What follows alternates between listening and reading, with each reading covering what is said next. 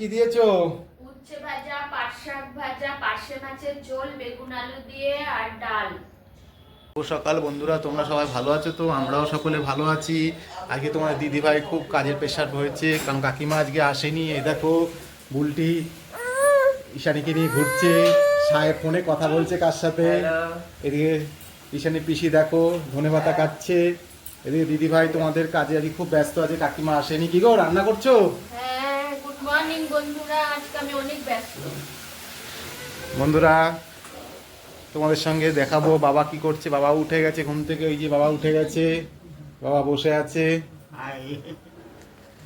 ঠিক আছে, সারাদিন যা যা করছি সব কিছু তোমাদের শেয়ার করব।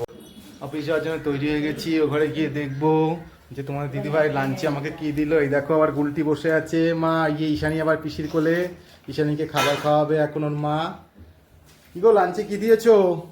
ভাত হয়েছে, উচ্ছে ভাজা, শাক, পাট শাক, ডাল আর পার্শে মাছের ঝোল বেগুন আলু দিয়ে, আর টিফিনে রুটি আর ছোলার ডাল।